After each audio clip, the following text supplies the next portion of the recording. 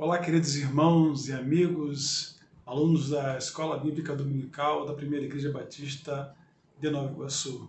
Eu saúdo a todos com um bom dia de salvação, um domingo abençoado e também na graça e na paz do nosso Senhor e Salvador Jesus Cristo. Hoje nós estaremos estudando a lição de número 12 e eu convido você a estar com a sua revista e também estar com a sua Bíblia aberta para que possamos dar continuidade ao tema deste trimestre, né? Estamos aí na penúltima lição, que fala justamente sobre a chamada para a adoração. Estamos estudando os 3 livros do Pentateuco, Levítico, Números e Deuteronômio, e hoje vamos dar continuidade ao estudo no livro de Deuteronômio, no capítulo 26, onde temos o nosso textuário, do versículos 15 e versículo 16. Eu convido você, neste momento, você e a sua família, onde você está no seu lar, a fechar os teus olhos, vamos orar ao Senhor e pedir a Ele para que esteja abençoando a nossa vida, também nos dando a iluminação, para que possamos entender os propósitos também, aquilo que Deus tem preparado para cada um de nós. Oremos. Pai bendito, muito obrigado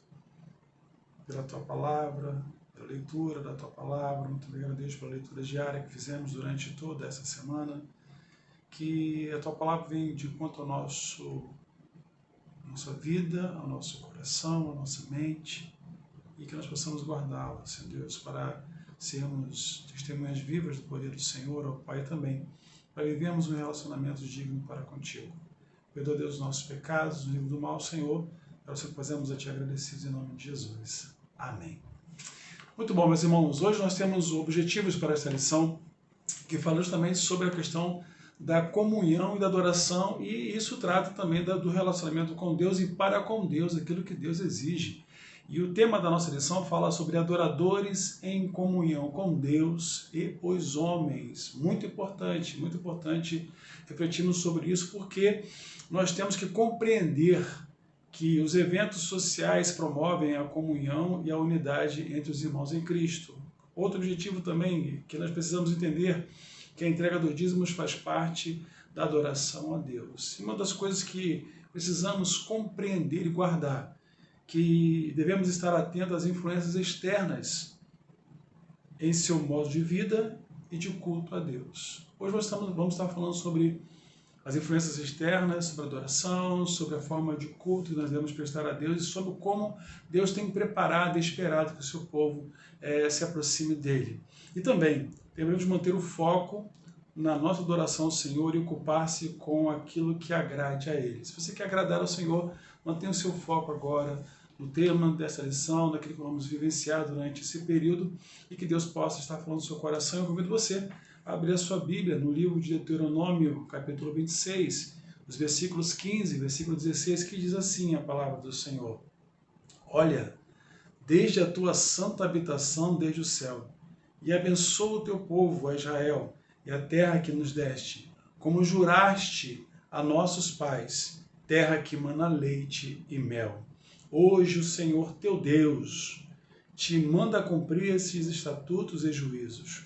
Guarda-o, pois, e cumpre-os de todo o teu coração e de toda a tua alma. Palavras escritas e descritas por Moisés ao seu povo, onde exorta a obediência, também onde exorta aquilo que o povo deveria fazer como adoração. Importante, meus irmãos, discutimos algumas questões que são vivenciadas no texto de Deuteronômio, no capítulo 26, e durante toda a leitura diária que foi feita nessa semana. E a primeira questão a ser discutida é que Israel devia obedecer aos estatutos, juízos e mandamentos de Deus, porque Deus exige esta prova de fidelidade do povo de Israel. E em função desta aliança com Deus, nosso Deus é um Deus de aliança, Deus que está sempre fazendo alianças com o seu povo, essas alianças estão contidas na sua palavra, conforme diz também o autor do livro de Hebreus. E em função desta aliança com Deus, o povo era obrigado a obedecer. Ao fazê-lo, o povo poderia contar com a bênção decorrente da aliança. Ao observar os estatutos, juízos e mandamentos, conforme nós lemos agora no versículo de número 16, o adorador encontrava vida. Temos o Salmo 119, os versículos 50, 93 e 107, que falam sobre essa questão da adoração e também de encontrarmos vida, e vida somente encontramos em Deus. E isso não pode desviar a nossa adoração. E o cumprimento da aliança seria coroado com o fato de Israel ser feito povo santo ao Senhor teu Deus, conforme ele disse no versículo 29 de Deuteronômio 26. O primeiro ponto que o autor traz para a gente aqui, falando sobre as raposas que vinham na adoração, que vinham roubar a adoração, é que precisamos atentar que a nossa adoração deve ser genuína e unicamente a Deus. Com este ponto, Deus estava sempre refletindo para o povo, trazendo alusões para o povo, e o texto de Deuteronômio 26 fala justamente sobre a questão de como Deus tirou, como Deus conduziu, como Deus preparou para que o povo entrasse nessa terra, e Deus preparou esse povo para entrar nessa terra. Ou seja, Deus prepara-nos para sempre alcançarmos as bênçãos dele e aquilo que ele tem como propósito. Deus guarda, Deus ama, por isso que nós somos um povo separado, um povo santo ao Senhor, conforme diz o versículo 19. E outra coisa interessante, meus irmãos, devemos ser santos porque o nosso Deus é santo. Então a nossa comunhão com Deus, a nossa comunhão com os homens, precisam ser relevantes na maneira como Deus quer, na maneira como Deus prepara. Observem, queridos, que Deus preparou tudo para que o povo viesse a subsistir nessa nova terra e também viesse a sobreviver. Deus preparou, Deus cuidou, Deus guerreou e Deus fez com que o povo lembrasse, e é sempre bom de que nós lembremos de que nós temos um Deus. Com isso também, a segunda questão a ser discutida é que Israel devia tomar precaução com as influências externas em seu modo de vida e culto. Por quê? Uma das questões interessantes, meus irmãos, é que o povo que estava naquela terra, ou seja, na terra de Canaã, na terra que Deus prometeu ao seu povo, na terra que Deus prometeu lá em Abraão, quando Deus fala em Gênesis, sai da tua terra, da tua parentela, que eu vou fazer de você uma grande nação. E Deus fez essa grande nação que esteve com Jacó, essa grande nação que esteve com Isaac, essa grande nação que esteve no Egito, essa grande nação que esteve sendo liberta, e da forma como Deus libertou, da forma como Deus se manifestou, usando Moisés como aquele que viria trazer a libertação para o povo, e também como Deus se manifestou para que todos os povos reconhecessem. Isso vamos verificar logo no início, quando o Jordão, o povo pisa e Deus manifesta ali com que as águas do Jordão que sobressaíam as margens, ou seja, não havia como passar porque era muito forte as águas do Jordão. Deus faz com que as águas se mantenham para que o povo possa passar enxuto, as 12 pedras de Josué. Nós vamos verificar até mesmo da forma como Deus fez com que o povo guerreasse ali na ocupação de Jericó, na ocupação de Ai e outras formas também. Muito bem, meus irmãos, então com isso aí, Deus protege-nos de um inimigo visível declarado. E não é coisa muito complicada, coisa mais difícil é quando o inimigo vem de dentro, muitas vezes silencioso e sorrateiro. Pouco a pouco vai minando os alicerces da nossa defesa. Então, o que acontece com essas influências que nós temos aí? Influências do mundo, influências que às vezes estão dentro da igreja, quando nós não atentamos para ouvir a palavra de Deus, para atentarmos naquilo que Deus quer falar para nós, para prestarmos um culto a Deus, prestarmos um culto verdadeiro a Deus. E desviamos a nossa adoração para os homens, para pessoas, até mesmo para o templo. Queridos, devemos adorar única e exclusivamente a Deus. Eu vou para a igreja para prestar um culto a Deus. Eu resisto às influências deste mundo que, de toda forma, Satanás vai impedir com que a gente vá para a casa do Senhor, porque ali é a comunhão, um lugar que foi preparado por Deus para prestar um culto a Ele. E eu presto esse culto a Deus também. Como igreja que sou, porque todos nós somos a igreja de Cristo. E como igreja que nós somos, nós devemos viver um testemunho, viver em comunhão e alegria, conforme diz também em Atos capítulo 2, versículos de 42 a 46, com a igreja primitiva. Então a minha adoração, ela não pode ser influenciada por aspectos mundanos ou por aspectos internos de uma igreja, ou do momento em que nós estamos vivendo. A minha adoração deve ser unicamente para Deus, porque o inimigo ele pode estar de dentro, mas muitas vezes, silenciosamente, ele pode estar tentando minar ali a nossa situação. Por isso, o povo deveria tomar cuidado com o possível surgimento de falsos profetas. Queridos, ninguém vai para a igreja para adorar o pastor. Nós somos servos do Senhor. Vamos para a igreja para adorar a Deus. Ninguém está na igreja por causa de irmãos, por causa de famílias. Não, nós estamos na igreja para adorar exclusivamente a Deus. E vamos para a igreja para prestar um culto a Deus. Eu vou repetir isso várias vezes. Porque isso está acontecendo. Vamos verificar sobre a questão da adoração. Muitas coisas estão acontecendo hoje nesse mundo, nesse tempo, onde as pessoas estão vivendo o emocionalismo, que não é o emocionalismo espiritual. Não é. E não existe emocionalismo espiritual. Existe ali os gemidos inexprimíveis do Espírito Santo de Deus. Por isso, meus irmãos, o povo deveria tomar cuidado com os possíveis surgimentos de falsos profetas em seu meio. Raposos que sorrateiramente se introduzem na vinha e Cantares 2, versículo 15, fala sobre isso, roubando os frutos da adoração que pertencem ao Senhor, e a saber, a contaminação do seu culto com a teologia e a liturgia dos povos cananeus. Muito bem, o que nós retiramos sobre isso no texto da palavra do Senhor, o Senhor mesmo falou, olha, vocês não devem fazer aquilo porque o que eles fizeram lá? E eles estão perdendo esse privilégio de estar na terra, porque eles adoravam outros deuses, deuses do sol, árvores, alguns deuses também, que eles vão verificar no texto em que as mulheres midianitas tiveram com o povo de Israel acabou se deitando com as mulheres, havia relacionamentos que eram feitos ali, que deveriam ser feitos à frente dos deuses deles, outros deuses como Moloque, que exigiam a morte de crianças como sacrifício, outras situações, pessoas que se cortavam, cicatrizavam o seu próprio corpo para adorar o seu Deus. Ainda existem no dia de hoje, queridos. Mas nosso Deus é um Deus genuíno. O nosso Deus quer uma adoração verdadeira, uma adoração que vem de dentro. Por isso devemos estar em comunhão com Ele. Se você não estiver em comunhão com o seu Deus, estiver na mentira e outras coisas, vivendo uma falsidade, você não vai conseguir. E esses falsos deuses entram na igreja criando aspectos, como lenços, como as pirâmides e outras coisas mais. Também, meus irmãos, a terceira questão a ser discutida nesse texto, para vivermos como verdadeiros adoradores e termos uma adoração e uma comunhão com o nosso Deus, as influências externas que enfrentamos com a nossa teologia e culto. Hoje tem muitas congregações evangélicas, a adoração marcada por sensualismo, propicia o afloramento de distúrbios psiquiátricos e psicológicos, em certas manifestações e experiências agradáveis que muitos interpretam como experiências espirituais. Não existe isso. O culto a Deus é culto com raciocínio racional, é com ordem e decência. Devemos ter cuidado com a falsa espiritualidade, irmãos. A tua adoração a Deus é sua, é genuína, o Espírito Santo vai te mover para fazer isso. Se você vai levantar as mãos, se você vai glorificar o Senhor, o que você vai fazer é porque o Espírito Santo de Deus vai te mover e nós não devemos impedir as pessoas. Também o grande desafio da vida do adorador é manter o foco de sua adoração no Senhor e ocupar-se com aquilo que agrade a Ele. Quer ver algo que nós precisamos atentar e que o inimigo ele vai fazer de todas as formas?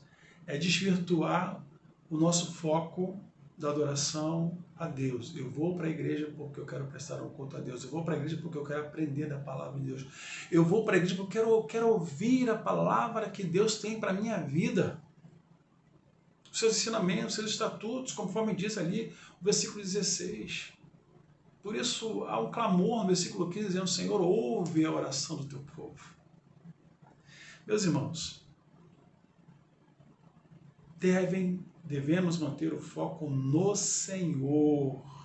Então, são atitudes que são incoerentes com a adoração no espírito, em verdade, as exterioridades, o tradicionalismo, a rotina, o mundanismo, o pecado não confessado, desinteresse, ingratidão, preguiça e negligência. Olha só, são raposinhas, isto é, obstáculos à adoração. Estão roubando sorrateiramente, a adoração a Deus. Foco no Senhor, adore ao Senhor, olhe para Jesus, olhe para a cruz, olhe para a cabeça da igreja que é Jesus Cristo.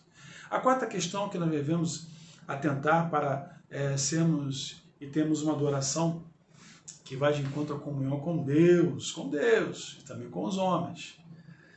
Essa adoração a Deus prioriza em nível de igualdade o estético, músicas, canções e até mesmo danças, a consciência, as preocupações com direitos humanos ou suas variadas nuances no esforço de preparar falhas de nosso sistema social e a revelação divina, ou seja, as mensagens. Então, observe bem, queridos.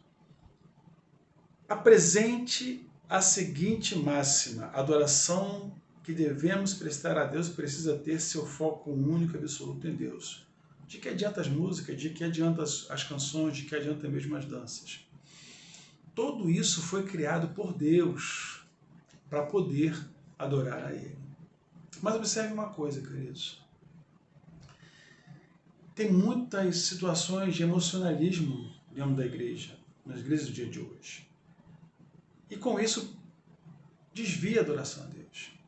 Muita música, muita dança e pouca mensagem. O principal é Deus também falando aos homens através da mensagem de púlpito pregada pelo mensageiro. A palavra, o louvor, ele prepara para a palavra. As nuances que são colocadas aqui, elas preparam para a palavra. A melhor parte é quando Deus fala ao seu povo através da mensagem. Ele usa o mensageiro para ser porta-voz dele, como ele sempre usou e sempre vai usar. Então, toda a preparação com louvor, com mensagem, com ordem de culto, com participação especial, tudo vem e unicamente vem para Deus, não é o homem. O homem não deve se vangloriar ou ser adorado, mas sim Deus. Por isso, meus queridos irmãos, devemos tomar cuidados com a questão estética. A estética é muito boa, mas a adoração é genuína. E a adoração é sua adoração, é individual. Então, queridos, apresente a máxima. A adoração que devemos prestar a Deus precisa ter seu foco único e absoluto em Deus mesmo. A quinta questão a ser discutida nos grupos. A instrução divina à comunidade de adoradores que passavam a possuir a terra da promessa incluía exigência de fidelidade dos dízimos com parte da adoração. Versículos 14, 22 a 29 ali do livro de Deuteronômio. Ou seja, dizimar é ato de adoração. Se você não dizima, você não está adorando ao Senhor. Nós estamos devolvendo para Ele, nós estamos devolvendo para Deus. Para quê? Para sustento da igreja, meu querido. Não se preocupe com o que vai ser feito. Se preocupe naquilo que você tem que fazer. Por isso, meus irmãos, os dízimos eram para o sustento do culto, incluindo os sacerdotes, os levitas necessitados. Naquela época, eles vão verificar que os levitas não tinham herança, né? Eles recebiam a parte melhor do animal a ser imolado e também a parte melhor da alimentação. Mas isso foi crescendo como ato obrigatório. Então Deus ama que dá com alegria, o apóstolo Paulo fala, e por isso o dízimo é um ato de adoração a Deus. Jesus não rejeitava a prática do dízimo, Jesus também dizimou lá em Mateus capítulo 17, 24 a 27. Então o que a gente observa com isso? O dízimo é um ato de amor à obra do Senhor. A oferta que eu dou para missões é um ato de amor à obra do Senhor. Aquilo que eu faço e que eu pretendo fazer e procuro fazer é um ato de amor. Eu não posso roubar ao Senhor. Vamos verificar lá em Atos capítulo 4 ou 5, se eu não me engano, que fala justamente sobre aquele homem chamado Ananias e Safira, sua esposa. Quando você deposita no altar do Senhor, você pode ter certeza de que Deus vai te abençoar rica e poderosamente. Com isso também a sexta questão a ser discutida. Você concorda que cafés, almoços, jantares de confraternização têm o mesmo princípio geral da comunhão reinante nos banquetes dos antigos hebreus e dos primeiros cristãos que eram promover a comunhão e a unidade entre os irmãos em Cristo? Sim, e a gente fala sobre esses eventos aí, há muito evento, né? Evento demais, mas é necessário que esses eventos promovam comunhão. Mas hoje não deixam de existir para que a palavra de Deus seja anunciada. A palavra é essencial, o evangelismo é essencial. Como eles vão ser alcançados se não tiverem? Muitos eventos, às vezes, atrapalham a prática do evangelismo. Eu concordo com isso. Mas é necessário para que tenha comunhão entre os irmãos. Eu quero falar para os irmãos aqui porque o próprio Deus ele determina sobre isso. Sobre festas que ele criou, o próprio Deus criou para que o povo lembrasse e para que o povo tivesse comunhão, não somente para comer, né, como a gente tem aí o período da Páscoa, né, a lembrança da libertação do Egito, e outros períodos também que nós temos quando nos reunimos no período de Natal, na ceia em família ou na ceia na própria igreja. Então nós temos períodos de comunhão e devemos ter sim na igreja para que o povo de Deus tenha comunhão com isso. Um fato interessante dizer também que a igreja primitiva de Atos, capítulo 2, de 42 a 46, eles viviam no partir do pão com alegria e singeleza no coração. E mais interessante, que todos viam como aquele povo vivia. E quem acrescentava era Deus. Mas aquele povo não deixava de orar, de louvar, de estar na doutrina dos apóstolos, de casa em casa, Deus ia acrescentando. Ou seja, da mesma forma como Deus ia acrescentando o temor dele para aqueles povos que estavam ali, que queriam conhecer, Da mesma forma como o próprio Jesus Cristo me falou, se você me testemunhas. Atos capítulo 1, versículo 8. Então, a maioria dos crentes dos eventos sociais de diferentes culturas da humanidade contempla a alimentação como uma de seus passos integrantes. Sim, mas o objetivo não é somente a alimentação.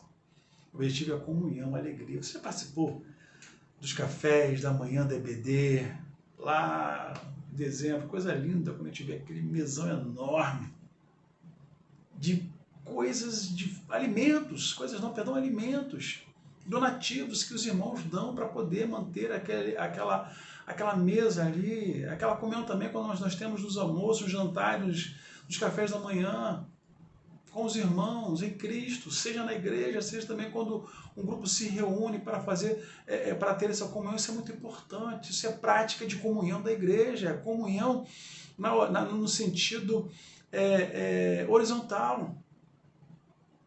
E também a comunhão com Deus no sentido vertical. Por isso que o autor ele fala sobre adoração em comunhão com Deus e os homens. Você está praticando a adoração a Deus quando você ama o seu próximo, você está junto com o teu irmão.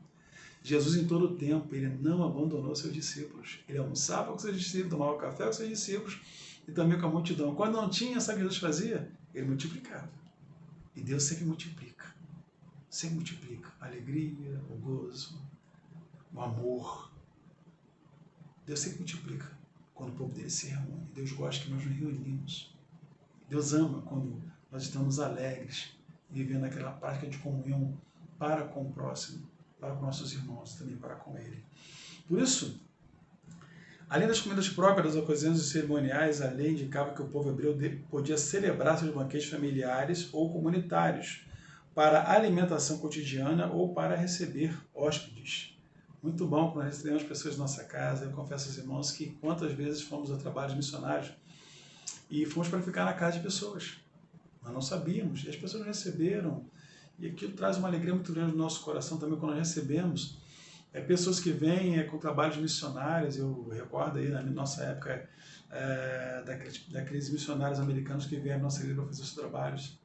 Nós recebemos, abrimos as nossas portas, procuramos alimentar também os missionários quando eles vêm para a igreja e ali um irmão se coloca, olha, eu quero levar um missionário para almoçar na minha casa, eu quero trazer um hóspede, eu quero ser bom. E Deus fala que devemos hospedar pessoas como se estivéssemos hospedando o quê? Anjos de Deus.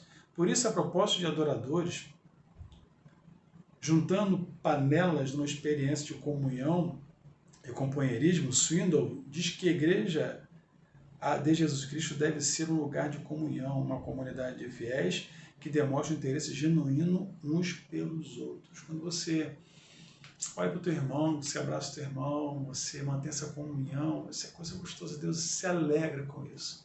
Então, se você quer alegrar o coração do Senhor, pratique a comunhão para com Deus. Não esqueça do Senhor. Não esqueça. Seja um com Ele. Sejam imitadores de Jesus Cristo, como Paulo também foi de Deus, lá em 1 Coríntios capítulo 11. Meu Deus, como a palavra de Deus é tremenda, queridos.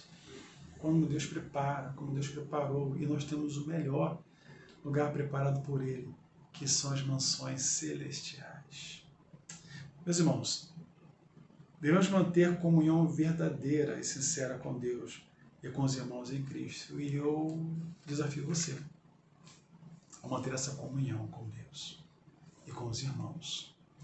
E isso vai ser algo que vai trazer como um imã as pessoas que estão ao nosso derredor, para que elas possam saber e conhecer que o nosso Deus é um Deus único, que o nosso Deus é um Deus que prepara, Deus que fez tudo com o maior cuidado para que pudéssemos herdar aquilo que foi prometido por Ele. O povo hebreu, em Deuteronômio capítulo 26, nas orientações que Deus determinou e deixou para Moisés, até mesmo na condição da vida social, a vida comunhão em sociedade, e também dos cuidados que eles deviam ter.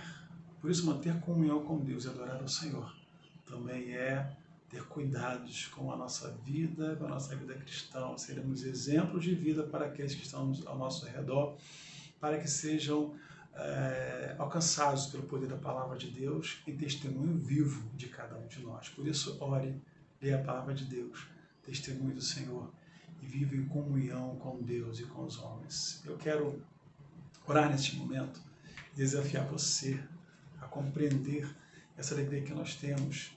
Quando tivermos algum evento na igreja, que seja um evento para comunhão, você participe. Quando tivermos algum evento na igreja, que você possa participar. Mas também que você possa evangelizar, falar do amor de Jesus Cristo e viver este amor. Por isso, meu querido, eu convido você a fechar os teus olhos agora e viva essa adoração em comunhão com Deus e com os homens. Pai, muito obrigado, Senhor, pela tua palavra lida, explanada através da lição de número 12 da revista Compromisso, ó Pai, onde vivenciamos a questão de adoradores. Que sejamos adoradores em espírito e em verdade, como Jesus Cristo mesmo disse, porque o Senhor ama aqueles que adoram o Senhor em espírito e em verdade. Por isso, Pai, não importa o lugar onde estivermos, não importa, Deus, aonde nós devemos adorar, como Jesus Cristo falou para aquela mulher samaritana, nós que sejamos verdadeiros adoradores em todo tempo, e em comunhão, com amor, praticando perdão, falando da palavra e principalmente, mais do que nunca, vivendo a tua palavra. Obrigado por tudo, Senhor. Que o Senhor continue abençoando a Escola Bíblica Dominical da Primeira Igreja Batista de Nova Iguaçu, também as demais igrejas, a diretoria, os colegas professores também, Senhor.